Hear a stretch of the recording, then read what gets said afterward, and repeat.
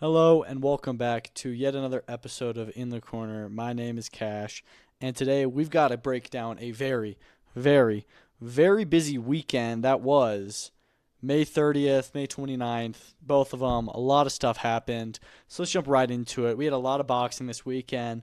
The pound for pound great Dmitry Bivol return to the ring with probably the most dominant 12-round fight in recent history.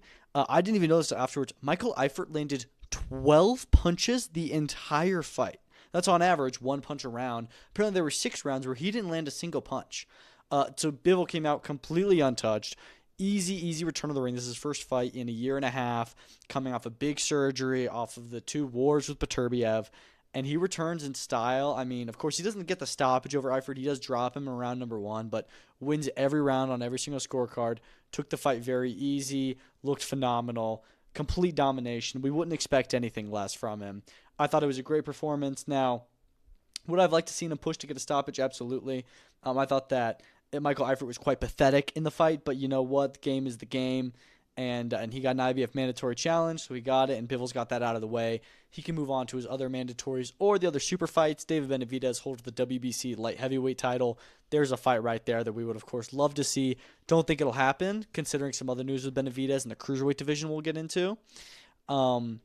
Now, another fight, of course, that everyone wants to talk about is Artur Beterbiev. They got to run it back. They got to do the trilogy soon.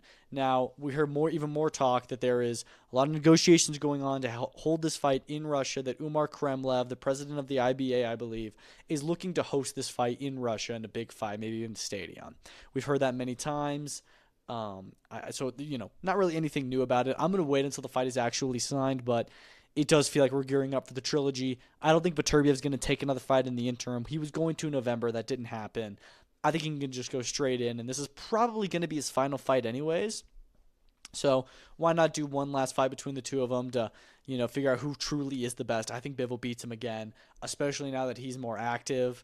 But you know what? We'll have to see. I thought it was a really, really good Bivol performance. Callum Smith is another guy who's kind of waiting in the wings, but seems like, we know the WBO is going to mandatory order that fight. I don't think it happens, but we shall see. That undercard had some good fights. Muhammad Shakar, very dominant performance over Yerny Betancourt, so he's now, I believe, a mandatory challenger for now in a way with the WBA. He was an eliminator, but we know how the WBA is. I don't know who's really ever the mandatory, but he looked really good. Vadim Tukov had a very nice dominant win. He himself is going to become mandatory for Arislandi Lara very soon, you would imagine. I thought that it was a good card overall, some good action. Now let's talk about what was probably the actual biggest fight in terms of, this guy versus this guy, A side and B side, and that was Shakur Foster beating Raymond Ford in what was a phenomenal technicians fight. We knew this was going to be a really good fight, two very high-level technical boxers, and that it was. This was super even the entire way through.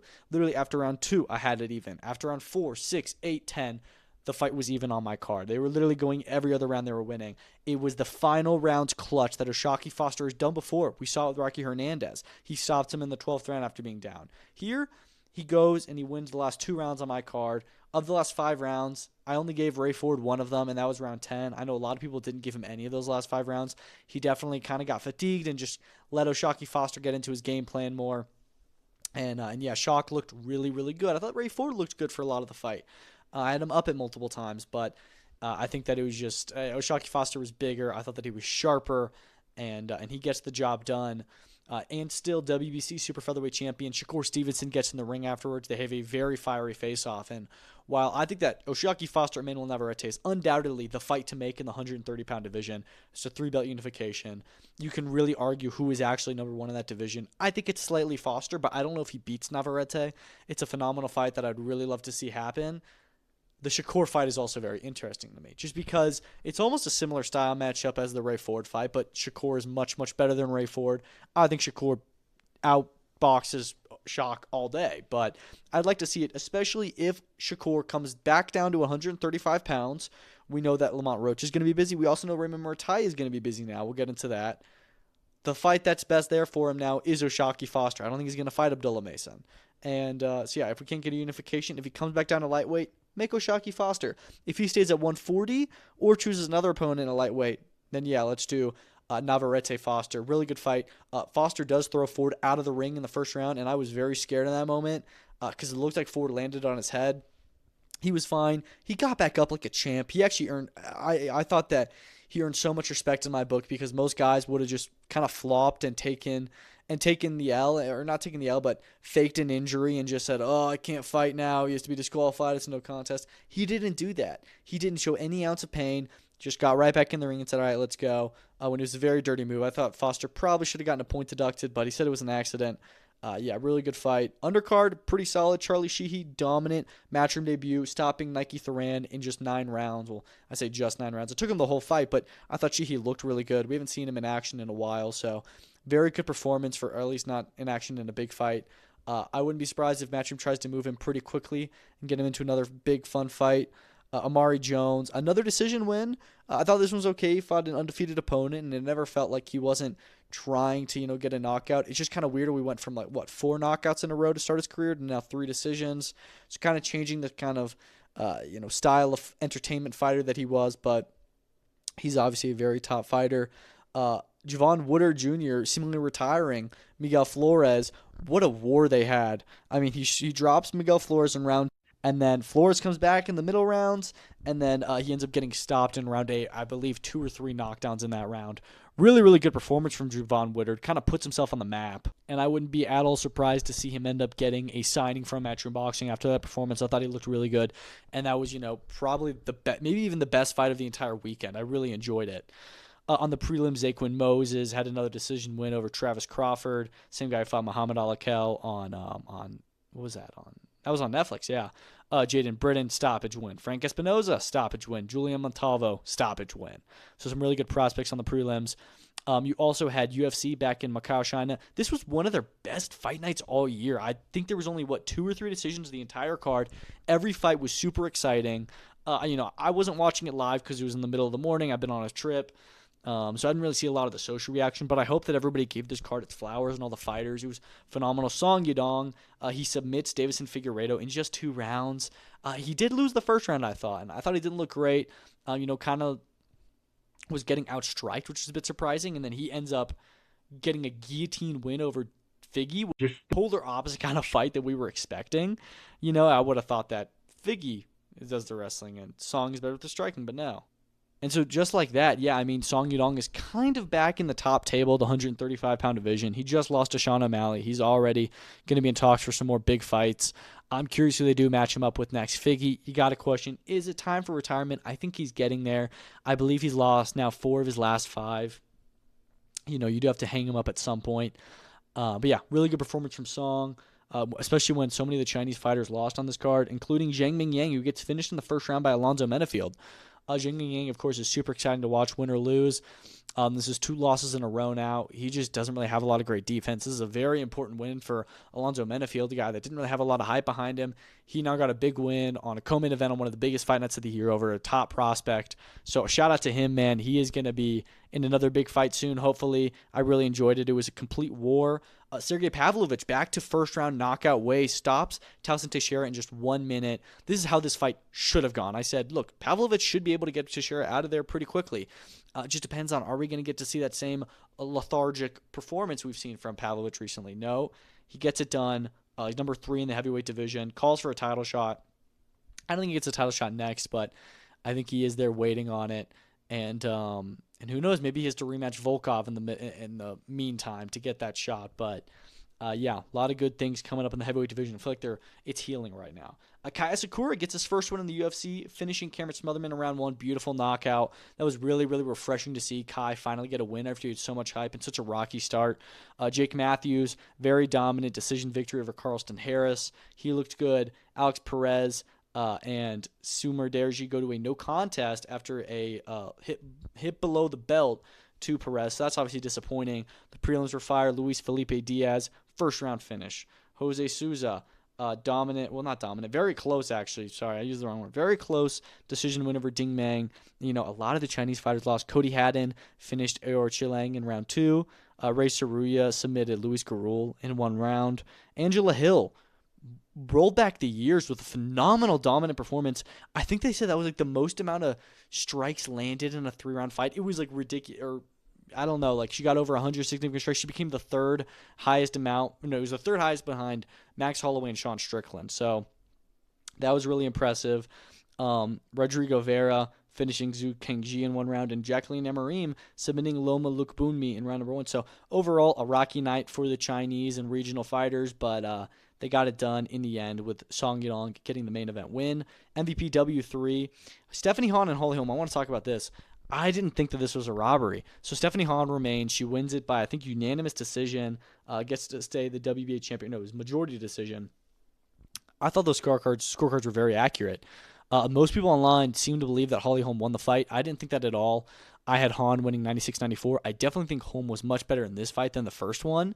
And I thought that Holm got a lot better in the back half, and Hahn kind of slowed down. But Hahn had a huge lead in the first half of the fight. I didn't even think she won like the last round. And I don't know, just all of this, I don't know if it's the MMA fans, I don't know if I'm blind, but I totally thought that Stephanie Hahn beat Holly Holm. I think that Holly Holm looked like she was doing much, but barely had any clean shots landing. Every round it looked like Hahn was landing more.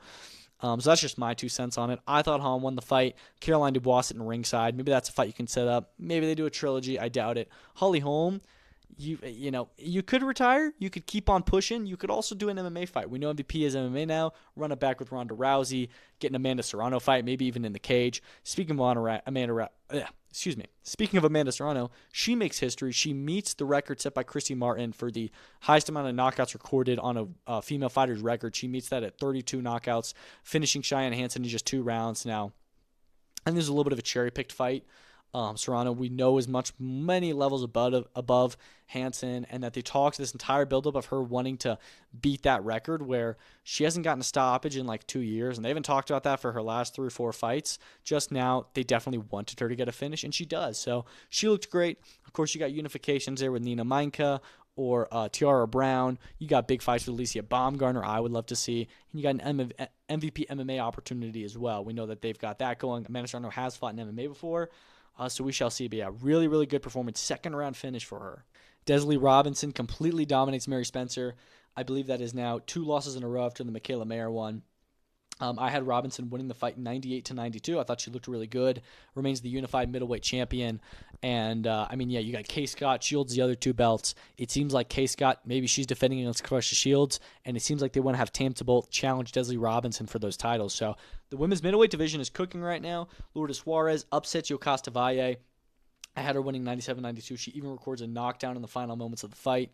Valle coming into this one, a lot of people thought that she was going to get it done, myself included. Juarez holds on to that title. This is the 2nd time in a row that she's defended and held on to the belt. So really good win for her. Speaking of Juarez, her last fight was against Jessica Neri-Plata, who had a really good win on the prelims. I thought it was a very fun fight with Brooke Cibrian. A lot of decisions on this card, but very entertaining. Miranda Reyes and Camila Panada had a phenomenal fight. Reyes wins that one by decision. Alex Gaethje, he has a really tough first few rounds, kind of closes the fight a little bit poorly, but overall gets the win, 77-75 on my card. Nazarena Romero returns with a dominant decision win, and Elise Soto has a rocky start to her fight, but then has a really fun 4 rounds with Talia Limon. Overall, really good MVPW card. The next one is in just 2 weeks with O'Shea Jones, Tiara Brown, Jasmine Artiga. I think 4 world title fights in total from Orlando, Florida. That should be a lot of fun. Adam Azim had a brilliant 3rd round stoppage against Steve Claggett. Remember, Steve Claggett went 12 rounds with Teofimo Lopez for his world title just 2 summers ago. And now here he is against Adam Azim, and Adam Azim has a statement win. This was a true statement. He absolutely obliterated Steve Claggett. Drops him in the 2nd, and then again in the 3rd, finishing the job. Just beat him up like so quickly, and after 1 round, his face was already so bruised and bloody. I mean, Steve Claggett has had a very long career. He's had a lot of losses. You have to wonder at some point, dude, may have to hang him up. But yeah, Adam Azim looked phenomenal. This was a step-up opponent, and he handled it really well. And I like hearing Ben Shalom say, yeah, it has to be the world title next for Adam Azim. They still question, Dalton Smith, do you want to do it? And he says, I want to have my own world title first. They really want to have that as a unification. So we know Bjarslunov and Delgado are going to fight for the IBF. Adam Azim will be in line to fight for that title next.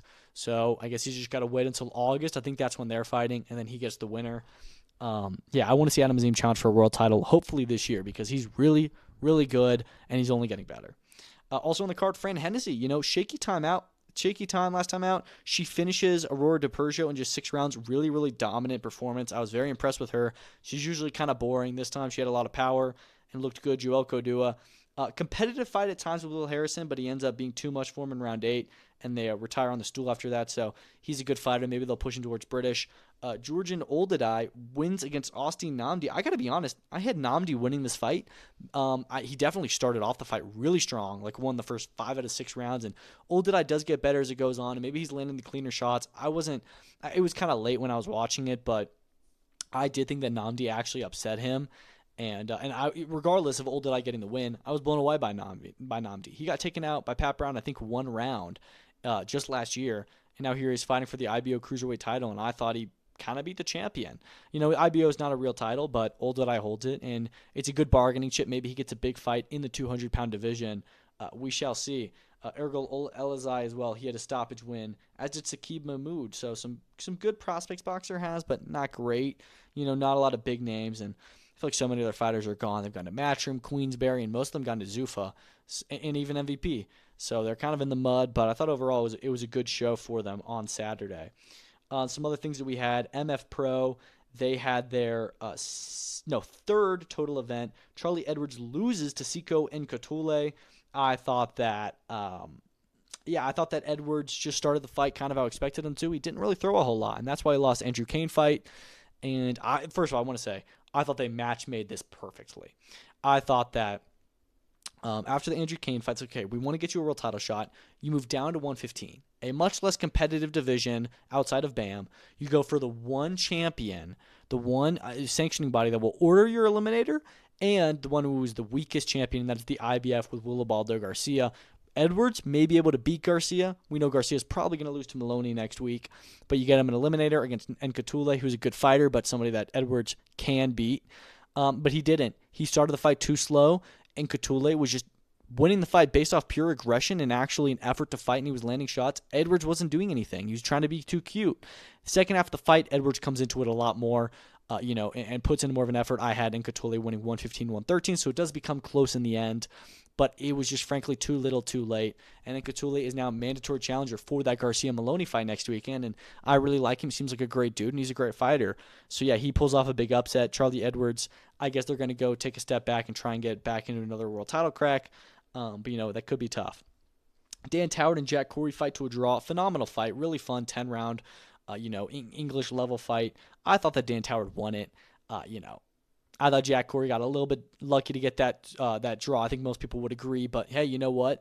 MF Pro, it's early days with them, and they can now get a run back and get a rematch going. So you got that. Ollie Cooper stops James Osborne in round 8. I thought Osborne was going to win that fight. Wasn't too familiar with Cooper, but he is undefeated. Really fun and competitive for the first few rounds, and then Cooper kind of just makes it his own and stops him. Tom Welland, he gets a very dominant decision win over Saleh Kasim. He wins every round on my card, and it was just really fun to watch. Lucas Rohrig, phenomenal second-round knockout. Prelim, some other good wins for the up-and-coming fighters out of the UK. It was a good show at your call. It really was. BKFC 90, I've not watched most of the card, but I have watched the main event, and more importantly, the co-main event. Darren Till, he gets dropped early into the first round against Aaron Chalmers. Nobody saw that coming, and I was kind of like, uh-oh. But then, second round, he does what he has to do, and he knocks him out. He completely folds Aaron Chalmers, and yeah, I thought that was the debut we're waiting for. You have to see if you're made for this. I think Darren Till is made for it. He may get hit, but he's going to get back up. He was in absolutely ridiculous shape for this fight, just completely chiseled. We've never seen Till look like that before, and the next step forward is very obvious, and that is a Mike Perry mega fight in the BKFC. Do it later this year. You can make that its own pay-per-view, I think. It's a phenomenal fight. I really want to see that one happen, so bad, and I think we are moving towards that being a possibility. Maybe he goes, maybe they do it in Misfits, I don't know, but him signing with BKFC I think is really good for him. Main event, Connor Tierney gets upset by Rico Franco. I think he was the favorite at least. Franco drops him 3 times in round number 1 and then finishes him in round 2. I think 5 total knockdowns. So Rico Franco is now the interim welterweight champion. That champion, of course, is Dustin Paige. So he's mandatory for him. I would love to see that fight. I think it will happen. But yeah, Connor Tierney just didn't know where he was and got obliterated by Franco. So shout out to him, dude. But yeah, Darren Till, Mike Perry is the one to make. Some other boxing we had. MG Akhmadaliev returns to the ring.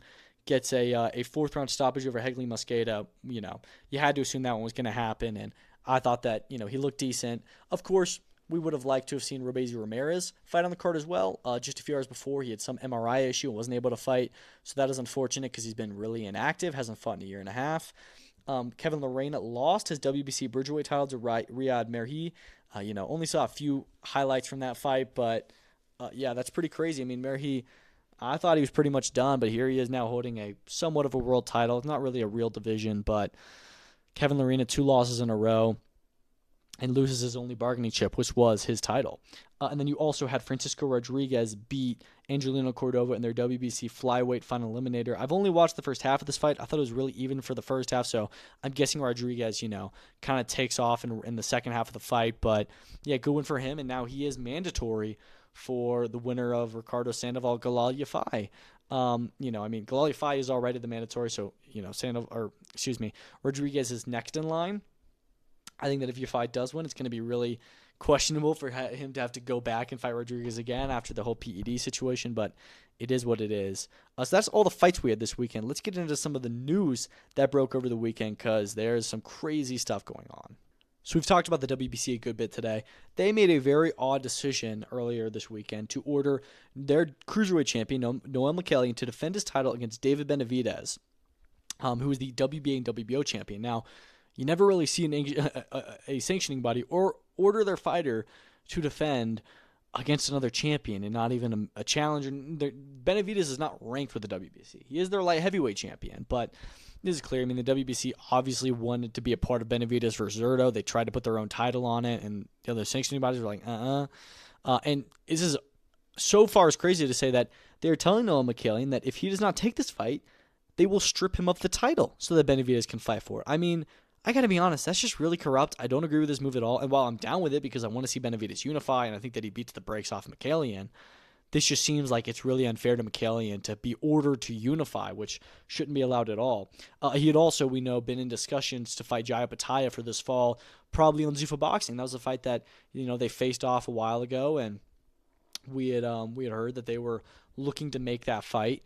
I guess for the WBC title, Jai wants to have an actual world title, and I thought that him and Mikaelian would make sense, but no, it looks like he's gonna be forced to fight Benavidez next instead. They also have ordered Usyk versus Cabello officially, or at least said they would. So this is very good. Cabello, he needs a shot. I really want to see Usyk Rico too, but I also even want to see Usyk Cabello more. So just glad for Cabello to get his title shot. All right, Eddie Hearn has done a lot of interviews over the last few days, and let's talk about all the stuff he talked about, starting with Tom Aspinall. He wants Tom Aspinall's release from the UFC because he thinks he can get him more money, and I think he probably can get him more money, so we'll see if anything comes of that. I doubt it will. I don't think Tom Aspinall wants to leave the UFC. I think that's a pretty bad call. I know, they've pushed this whole Dana White's bad payer, arc very well. I do think that they need to tread carefully because Dana White is still the guy who pays Tom Aspinall, and he can really screw him over by not getting him fights. He can strip his title. I don't think they want to do anything and piss him off too much, but I do like the smack talk from Eddie. He's also said that Netflix is interested in Inoue versus Bam. We know that fight is in active negotiations for December, January time. And if that's on Netflix, that would be huge. It's a little bit of a different market. It'd be Japanese time. But look, it's a massive fight. And if Netflix gets their hands on it, that's huge for Inoue's profile. That's huge for Bam's profile. So that would be really cool if they can make that happen. He says that Shakur Stevenson has signed with Zuffa Boxing. We'll see about that. We know that it had been in discussions. I don't think it would be. The only reason is that he said that Shakur is going to get paid 5 times more by Zuffa than he will by anyone else. But I think that Shakur really cares about, his undisputed titles and stuff like that, or at least his world titles. And I don't know. I hope that he wouldn't do that. And I want to see him make the biggest fights possible. And frankly, I don't think the biggest fights happen with Zuffa Boxing. We've also heard a lot of chatter about a Matchroom versus Queensberry 7v7 planned for September, October time. I would assume this is not with Ring Magazine or Riyadh Season because, one, we heard it's going to be in London, but 2, because Queensberry and Ring Magazine aren't really best of buds right now. So a 7v7 sounds awesome, doing an even bigger card. And let's talk about the fights that he said could be happening. He didn't say these are negotiations at all. These are just some suggestions he had. Buatsi versus Smith 2. Obviously, Buatsi needs a fight. Smith now needs a fight with Bivol, likely to go into a Beterbiev trilogy and Morrell out of the picture. That's a great fight. Dillian White versus Johnny Fisher. Kind of random, but I kind of like it. I could see either guy winning those fights. Very low-level heavyweight fight. Denzel Bentley defending his interim title against George Liddard. It'd be a really big step up for Liddard, but I would love to see it. I think that's a great fight. And Louis O'Doherty defending his British title against Giorgio Vizioli. I think Vizioli's mandatory for that title, and so that's a fight that makes a ton of sense between them. Another one that was rumored, we heard about, could they do Anthony Yarde, Ben Whitaker? I think that's just being made up, but I'd like to see that. Another one was Joe Joyce versus Dave Allen. Now, Dave Allen has said he's been offered a big fight on a big card. That's not as big as the Hrgovic fight, but still a big one. He did say, no, Joe Joyce is not that opponent, even though I thought that would have made a lot of sense for both in the twilight of their careers. But yeah, we'll see who he's talking about, and I think he's probably going to have a fight on the AJ card, which we also had the first press conference for, and Eddie said, yeah, we're going to have some big heavyweight fights on the card, so I think Dave Allen will likely show up there. I thought that press conference was also quite interesting. You had AJ in a good place, it seems. He's got a tattoo I've seen that last, which I think is fire. And Christian Prenga seems confident in himself. His team seems really confident. We all know AJ's going to blow right through him in about 2 rounds. But, this fight's a formality. We just got to get through it. We also heard Eddie Hearn say that AJ versus Fury could land in the United States. Could be in the UK, could be in Saudi Arabia, but U.S. is a possibility. And that it looks like November is the time. I hope it's not in the U.S. I would love for it to be in the U.S., I guess, but it really needs to be in the UK. It doesn't need to be in Saudi Arabia either. This is the biggest British fight ever. Why would it be in America? Like, why? Also, Tyson Fury is supposedly banned from America, so I don't think that's going to happen.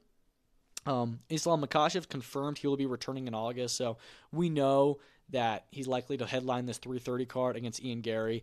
I just hope they announce it soon because it seems like it's all but confirmed, and even he himself saying, yeah, I'm going to be back in August, so good to hear. And, he's the champ. He's the pound-for-pound number 1. Jamal Charlo is set to return on the undercard of Errol Spence versus Tim Tszyu in Australia, July 25th. Looks like he's going to be fighting a Australian-level guy at middleweight. Brock Jarvis was a name I saw. I think they even mentioned Callum Peters. I hope not, because I think Callum Peters could actually beat Jamal Charlo, but I think it's just a little bit too early to throw him into a fight like that. I think they'll put somebody in there. Another option that you could do, I don't think they will because it's no limit, but Michael Zarafa makes sense to me. I don't know, but yeah, Jamal Charlo looking to get back into the ring there, and hopefully it's a decent opponent. Katie Taylor, apparently it's looking like September 5th at Croke Park is going to happen. I think we're close. I think we're really close.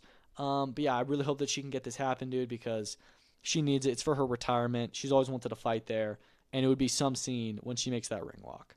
UFC Abu Dhabi headliners are announced. Also some other fights in the card. Steve Erceg, Walter Walker on it. I saw one of those Tyrell Fortune versus Rizvan Kuniev. That's a good heavyweight fight. 2 new additions at the top 10. But yeah, Magomed Ankalaev, Khalil Roundtree Jr. is going to be the main event. We knew that one was coming. Great fight for the light heavyweight division. It's a title eliminator, I assume, so that's a good one. Co-main event is going to be Umar Nurmagomedov fighting David Martinez. I'm happy for Martinez to get a fight so up the rankings, and he's been really good in the UFC so far. But yeah, what are they doing with Umar? I feel like they're just trying to keep him busy by not giving him actual title eliminator fights. Bantamweight's kind of in a weird position because Merab seems like he's going to rematch Piotr Jan next, but Jan's injured, so it's going to be a long time before they fight. Sean O'Malley's going to fight Eamon Zahavi. You got Corey Sandhagen, Mario Batista. Nobody's really there for Umar to fight, but he doesn't want to sit out of the cage, so he's going to have to fight Martinez after he beat Figueiredo. It's just like, I don't know, they're just putting him into really weird fights. I guess he's active, but I just feel bad for him because I feel like they're kind of just dicking around with him. Ray Murataya is set to defend his title against Robson Conceição. That was the co-main event to Lamont Roach, William Zepeda, August 1st in Las Vegas, with the winner set to meet. Now, we know that Roach Zepeda is going to happen most likely on August 1st. I think it's already agreed, and it seems like Murataya Conceição is also agreed. The fight itself, Murataya Conceição, I think it's very much a top-ranked title defense, bringing up a guy from the weight below who hasn't really done anything the last 2 years, giving him a title shot, so I don't know if Conceição earns a title shot with Raymond Murataya, but I think it's actually a good fight. I think Conceição is a very good fighter. I think Murataya would be a favorite in that one, but it's a good challenge for him for sure. As for it being on the same card, I'm really curious who is the broadcaster of this fight, because main event is a PBC/Pro Box fighter versus a Golden Boy fighter. Co-main event is 2 top-ranked guys fighting. Now, we know that this fight is supposedly going to be on DAZN and on TNT. With their new The Fight thing, they're doing like a monthly fight on there, and this makes sense. I mean, it's a big card. It could even be a pay-per-view by the sounds of it with how many good fights are on it. But, yeah, I mean, Great main and co-main event. Maybe it's on Top Rank. Maybe it's a Golden Boy card. Maybe it's even PPC. I have really no idea who's actually the promoter for this, but as for the winners meet thing, I love that. I think this is actually a good winners meet where it's two good fights, not just one guy defending his title against nobody, twice and then it doesn't go right. So, I think they can both, or it doesn't matter if it's like, oh, Roach has to be Zepeda, Murataya has to be Conceição. It doesn't matter. Whoever wins is going to fight each other, and it's going to be unification. So I'd love to see that happen.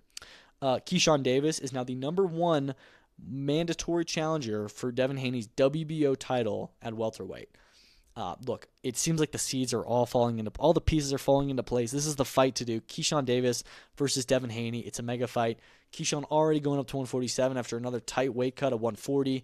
It looks like he's not going to get a title at 140, which is a shame, but him and Devin Haney is such a massive fight. I love it. Zuffa Boxing have officially announced that their 9th event will take place in New York City at the MSG Theater on July 26th. So that's all good to hear. They've also confirmed August 8th will be Zuffa 10 in Dublin, Ireland. Of course, Callum Walsh is probably going to headline there. We also know that Zuffa 9 is going to be headlined by Richardson Hitchens and Edgar Berlanga, and we heard about Richardson Hitchens apparently turning down a fight with Ricardo Salas, who, of course, is coming off the win over Jesus Saracho. Definitely a bit of an easier fight for Hitchens. He says that he turned it down, or actually, no, they say they turned it down. He says that's cap, and that they offered him Amanda Stenionis, who I didn't even know they signed, but that's a fantastic fight. Hammer Hands, that one makes sense as well. They would offer him. And then Elvis Rodriguez was out of there for who I guess with Zuffa Boxing now. So there's some interesting names in there. I think he said that he hasn't really accepted any of them. I don't know who he's going to fight. Hopefully somebody good in his welterweight debut, but we'll have to see. Golden Boy officially announced that Oscar Collazo will be fighting Joey Canoy June 20th in San Diego. We knew this fight was signed and looked like that was going to be the date. Good fight and card, mostly going to be some prospects there. We know that Ricardo Sandoval was in talks to quickly defend his title against Mosqueda. He did not accept that. He wants to wait for the UFC fight instead, which I understand. I would have liked to have seen him stay more active and get another defense in, but you don't want to risk a bigger fight with Galal. He's probably getting paid a lot of money to come out to the UK and wants to get that going again. Anthony Kakache has officially been ordered by the WBA to defend his super featherweight title against Elnur Samedov. I mean, the WBA never orders fights, and when they do, it's against nobodies. Who is Elnur Samedov? They've got great fighters in that division. Wasn't Hayata Tsutsumi not going to fight Jazza Dickens for his title? Why don't you do Kakache versus Tsutsumi? Or Kakache versus any of the other champions? I don't know. But he's going to have to fight Samedov next. They've got a month to agree terms. Whatever. MF Pro announced that Harlem Eubank will return against David Papot July 18th at the Copperbox Arena. Now, I think this is a really good fight for Harlem Eubank. I actually think it's a really tough fight for him, and I don't know if he wins it. Papot gave Poirot everything he could handle back in September, I believe, and that was an IBF welterweight eliminator. So, if Eubank beats Papot, he'll definitely get a really good spot in the rankings, but that's a very big ask. I wouldn't be surprised if Eubank doesn't get the win here. And that undercard looks like it's going to be mostly, they're teaming up with Nielsen Boxing and Gladius, which I'm not even really sure what that is, but it's going to be a lot of not MF Pro fighters and random other guys. So I don't know. I mean, it looks like it's going to be a little bit of a weaker card compared to what we've seen from this new promotion in the last few months, but we'll take it, dude. It's a good fight. It really is. Eddie Hearn has also said that we're going to get Andy Cruz versus Albert Bell on this Diego Pacheco LA show on July 18th. So that's pretty awesome. That them being co-main event, that's a world title eliminator. And that also Alan Chavez is likely to be on that card, which is good because we need to get him active again after his fantastic Matchroom debut in April.